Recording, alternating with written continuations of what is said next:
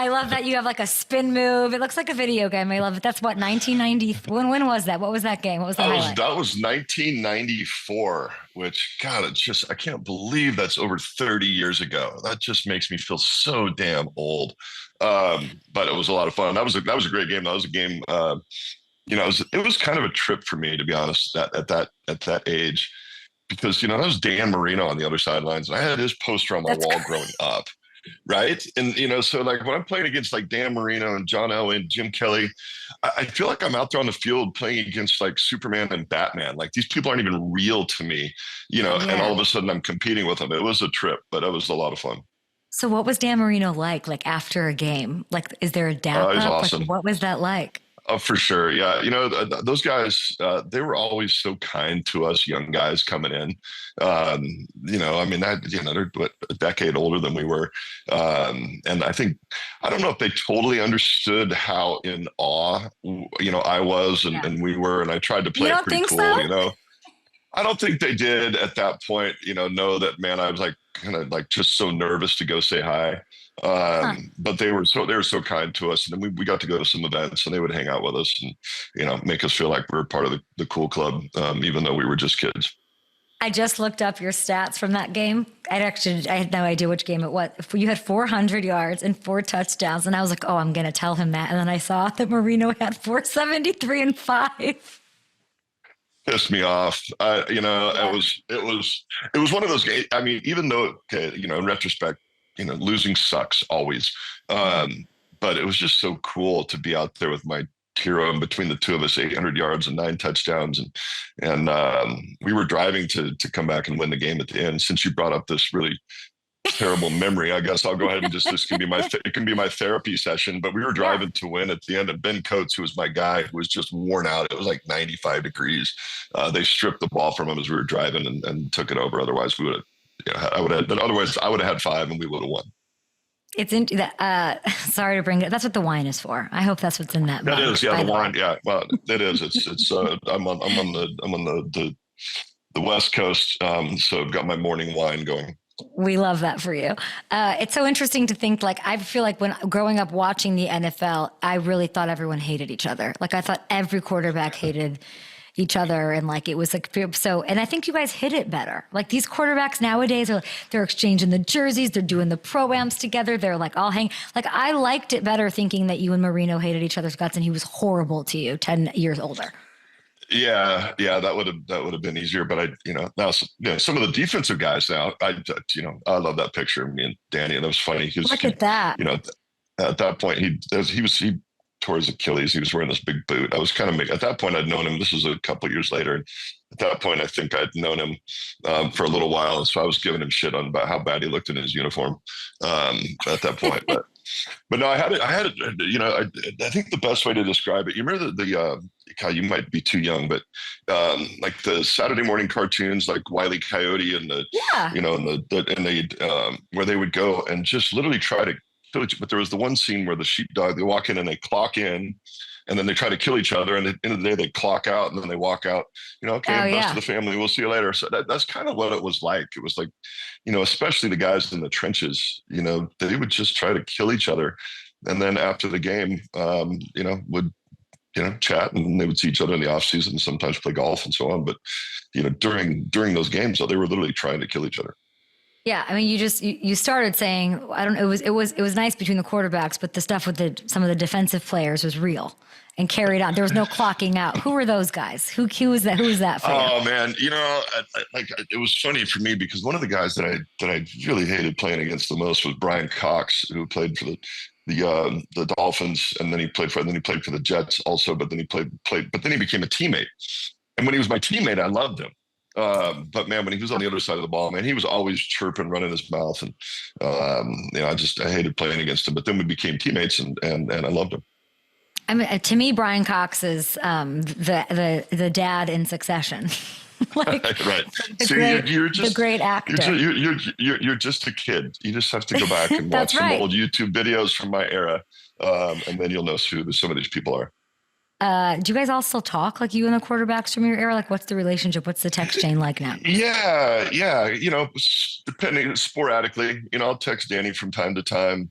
Danny. Obviously, John Elway and his family are going through an incredibly Mm. brutal time right now, and I haven't reached out to him yet because I just want to give him some time to breathe. But I'll keep in touch with him. Rick Meyer, who was drafted with me in '93, we're good buddies, talk all the time. Jim Kelly, I keep in touch with quite a bit because kind of cool. We share a birthday. Me and Jim Kelly are both born on February 14th, so we got that in common. Yeah, so a lot of those guys I'll keep in touch with a handful of times a year. And I'm going to offer you congratulations. I hope those guys are texting you about your two-sport athlete daughter, Healy. I know, isn't that cool? Yeah, she's graduating from college this Sunday. Let's go. Congrats. What does that feel like? Oh man, we're done paying tuition. It feels great. College tuition is a real number these days. So no, super proud of her. She has 3 older brothers, and they've had to admit that their little sis is the athlete in the family. Started 4 years in 2 different sports. Pretty amazing. Love that. Congrats to her. You got the grad. Are you going to cry? Like, what does that feel like to have your daughter graduate college? I don't know. It's different. It's not like high school graduation. I feel like high school graduation was such an emotional time, and then dropping her off at college, that was really emotional. This one is just, we're proud of her. I don't think it's quite as emotional. We'll see. Yeah, we'll see. I was talking about schedule release. It is a show. It is a show. It is a holiday, a holy day, basically now. Take me back to 95, 20 years ago. Or is it even 30 years ago? That's 30 years ago. Oh my God. What? See, God, you're being so mean. Why are you so mean? What was that? I would like to know, schedule release day. Did you even, you clearly didn't even know that was a day. How did you find out? What did that, paint that picture for me? I don't remember. So it obviously wasn't a thing, right? And I think it came out in the newspaper, back when you used to get your news on actual paper. That's how long. And I think it was delivered by the Pony Express. I really don't remember. So I know it. I remember. I do remember we would see it and we would know who the first few games were and so on. But it certainly wasn't like everything in the NFL now is so huge. The draft was only 2 days, and it was not this whole thing. So they've done a great job of just kind of capturing a lot of the year, even during the off season. From a business standpoint, they're killing it. They've got events all year round that are just capturing a lot of the sports world. You never looked at that schedule and thought, when is that big neck roll with Brian Cox coming around? What was the first thing? What was that first thing that you looked at when you saw the schedule? You got to remember that. Bye week? No, yeah. What are we doing for the bye week? Well, we had Parcells, so he only gave us a day off anyway, so we couldn't go anywhere. We would know who the first game was, maybe the first couple.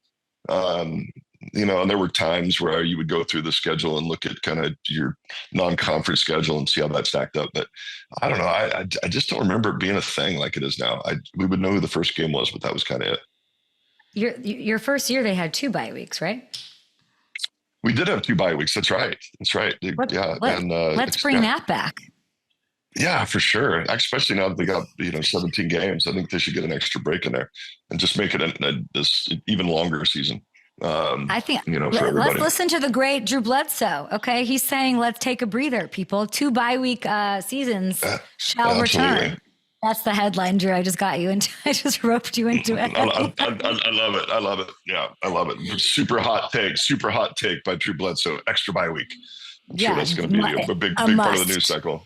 Wow. Okay, I'll bet you. Let's see if we can clip this out and see what happens here. Okay. You were a first round pick, of course. You're saying the draft was just 2 days. It wasn't a big deal. Drake Maye, I'm sure you're still plugged into the Patriots as ever. 1 year as a pro under his belt. What is one thing you're so looking for him to ace this year? Something that you not something that he needs to work on, but something you're excited to see him jump to this season. Yeah. Well, the biggest thing that happened from year 1 to year 2 was the game slowed down. that first year, I think, God, I think it was maybe, I think it might have been Phil Simms that described it this way. I can't remember back in the day, but that first year, it's like you're putting your head in a popcorn machine while the popcorn's going off. It's happening so fast. That second year, things tend to slow down. You can anticipate a little bit better. Plus, I think that the left tackle they drafted, I love that dude's attitude, and I think that's gonna really benefit him, because the game also slows down when you're not getting hit as much. So I think they're going to give him some help.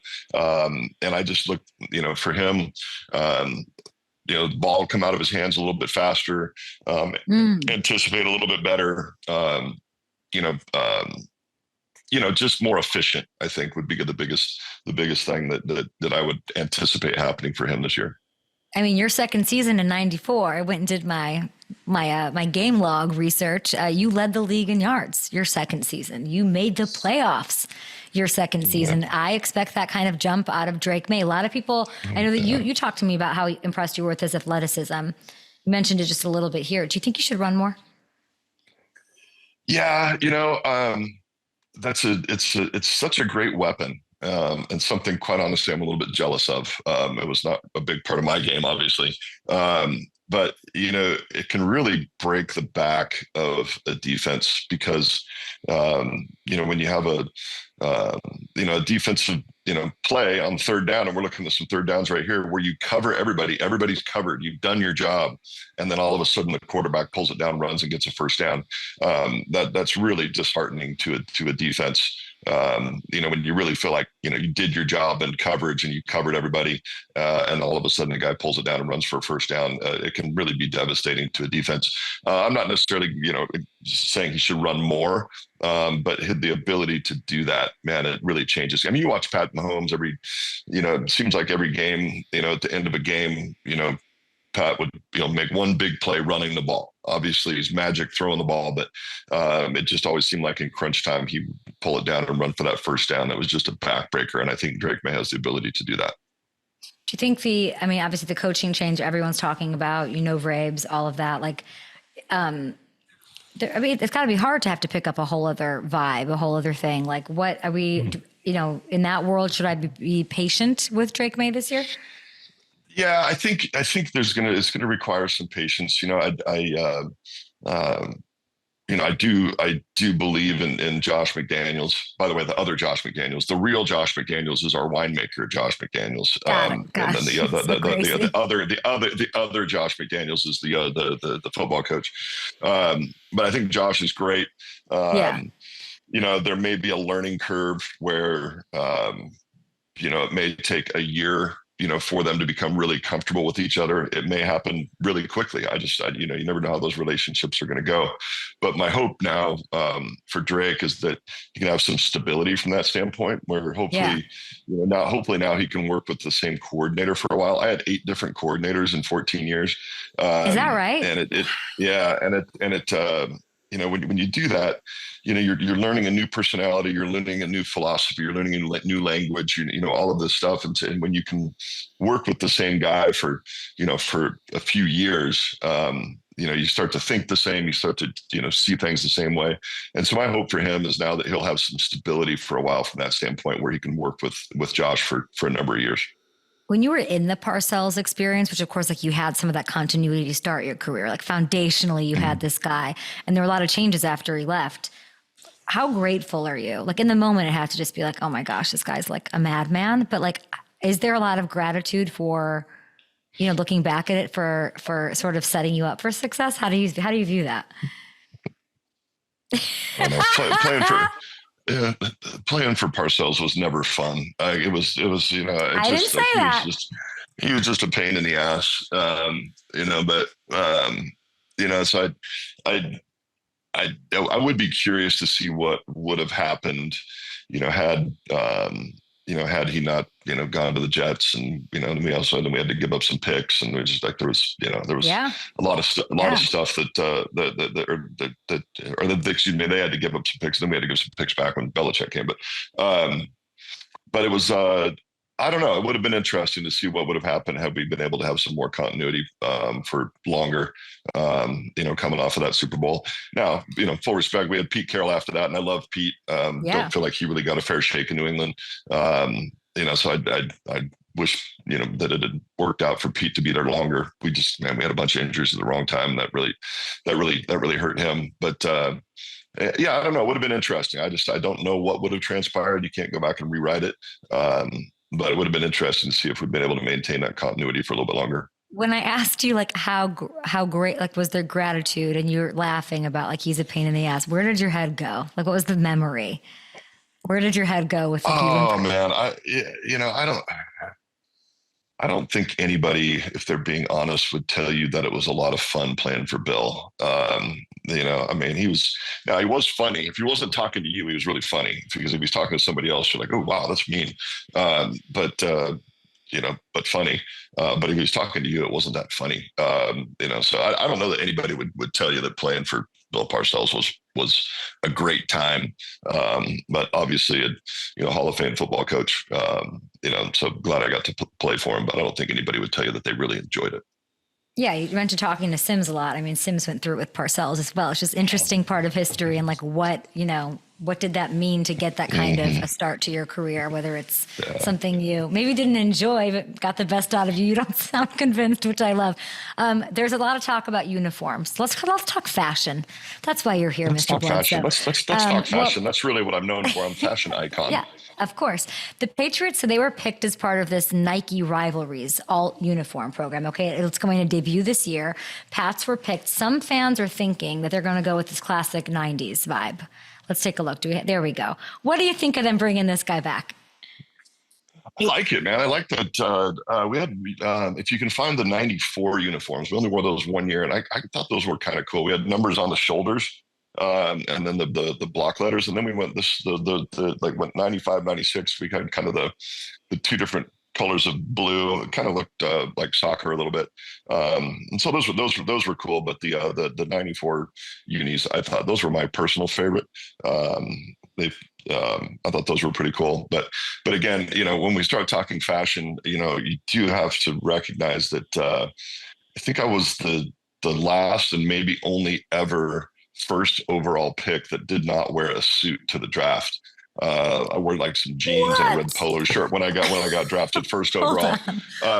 And so, yeah, you see if you can find it. But and the reason was I feel like quite I'm simple. on Rogan pulling things up like on the fly. Okay, let's do this. I didn't, and the reason was I didn't own a suit. Like literally. So yeah, there we go. That was my draft uni, wearing some jeans and like a red polo shirt, but I didn't own a suit. I was at Washington State, grew up in Walla Walla. I went to Washington State, never had a reason to wear a suit. I never went to court, so I didn't have to wear a suit. So what did you wear to graduation? What did you wear to like? Oh man, and I only graduated from high school. I never graduated from college, which my mom still hasn't forgiven me for. I don't know. I can't remember what I wore to graduation. It was probably pretty awful. I was rocking. When's the first time you wore a suit in your life, Bledsoe? I did that rookie year. We did have to dress. We did have to wear suits when we traveled. I'm sure Parcells had a thing or two to say about your draft outfit, right? Yeah, he didn't mention that, but we did have to. So I did go get some suits after I got drafted. Once I had a couple of nickels in my pocket, went and got dressed and buttoned it up a little bit. You look good in a suit. Look at this. I'm seeing. What is it? Look at you've got your. Now I'm like down a whole other wormhole of Drew Bledsoe's outfits and the suit. Drew Bledsoe fashion. Yeah. Do we have those 94, the uniforms with the numbers on the shoulders? Do we have that? I think we're looking for them. Hamilton, I'd love to see those. Is this it? Yeah, that one. I thought those were cool. Just like the big block letters and then the numbers on the shoulders. If I get to vote, which obviously I should.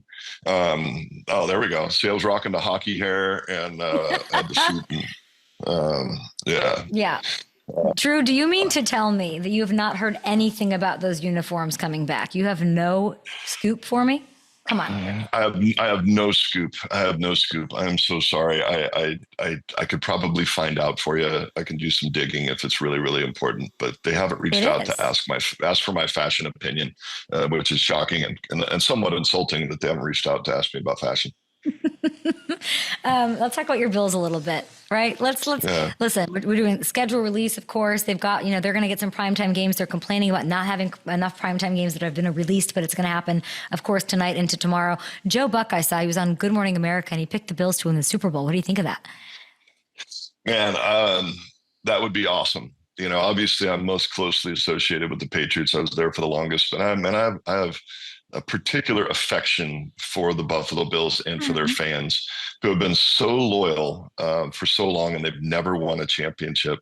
I would love that. That would be awesome to see the Bills finally break through and get that championship. They've got a great quarterback. Is certainly one of the very top guys in the league. I love Josh, and they've put some weapons around him. He's not having to carry the entire load offensively, So I think they are set up to really be in the mix for sure. But man, I would love that to see the Bills and see their fans actually win a championship would be amazing. I love that. We talked Pete Carroll, we talked Parcells. Like, how much wine is it going to take me to to ask you about your thoughts on Bill? Which Bill?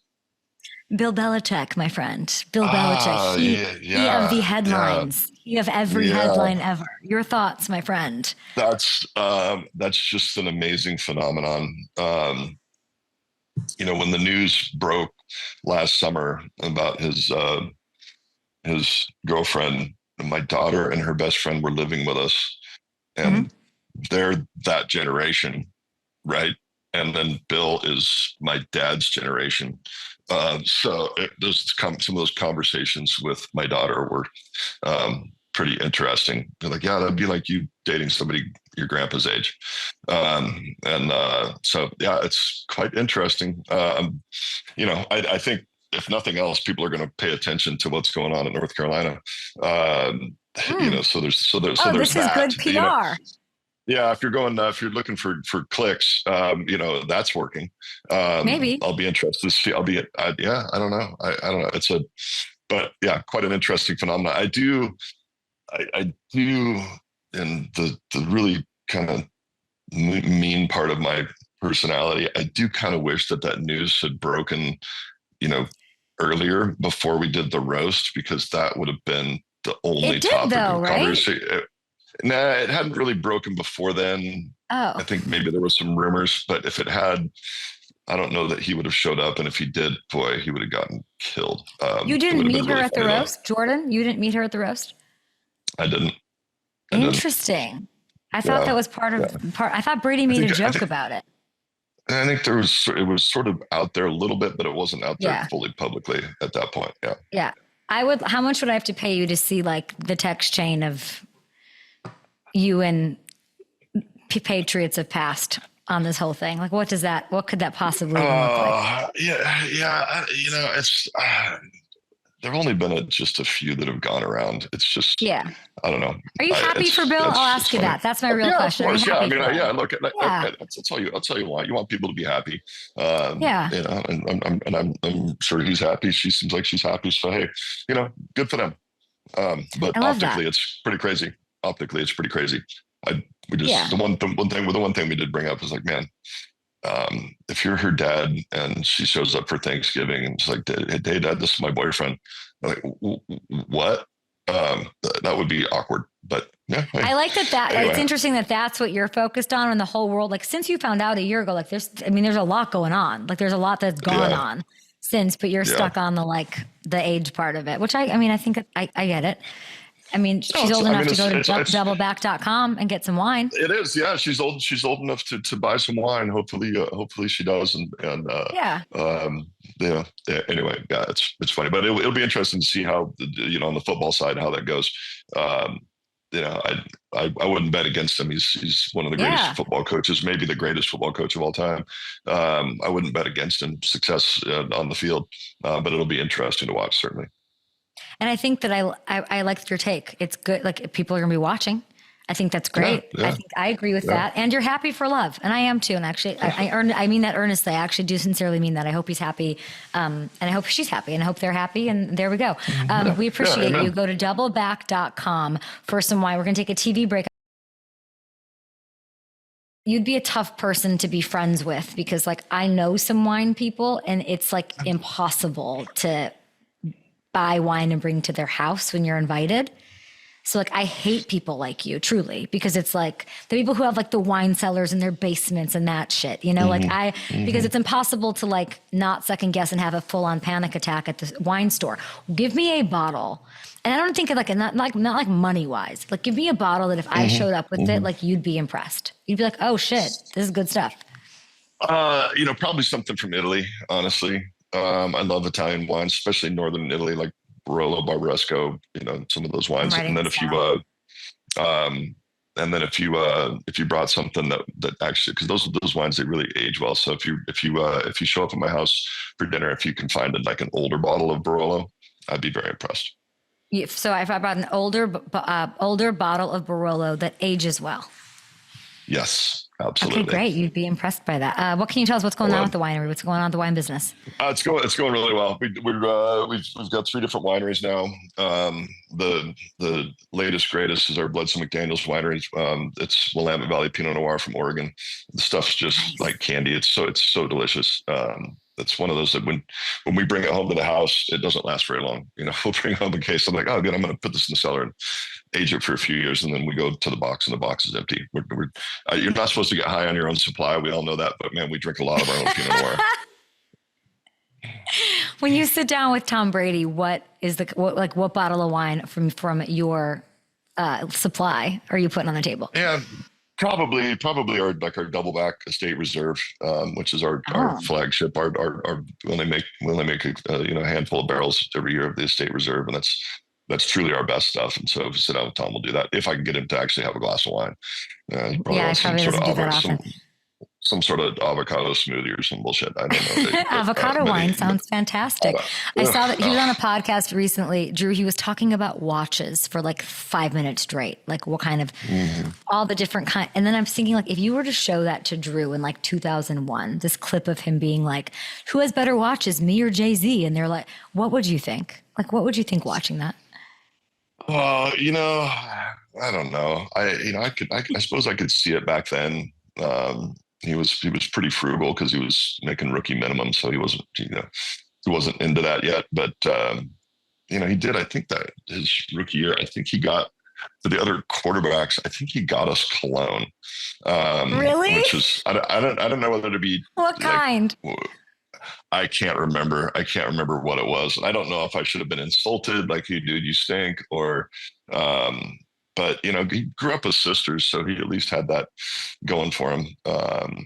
He definitely would not have been a watch guy back in 2001. That's for sure. Yeah, him going to like Walgreens and getting like Brut, that green bottle of Brut to give to you guys is so freaking hilarious, Drew. That was a great little nugget. Loved that. You're the best. You're, Parcel's biggest fan. I'm your biggest fan. You're a fashion icon, and we appreciate you. Thank you, Drew. Hey, man, always great to talk to you. Let's not let it be a year. Enjoy the graduation. Put some tissues in your pocket, big guy. I'll be fine. I'm a rock. Wear a suit. No emotions. I don't know. Yeah. You're the best. Are we back on television? All right, thanks a lot. Oh, we're back on television. Drew's leaving us. Drew Bledsoe, an absolute legend, fashion icon,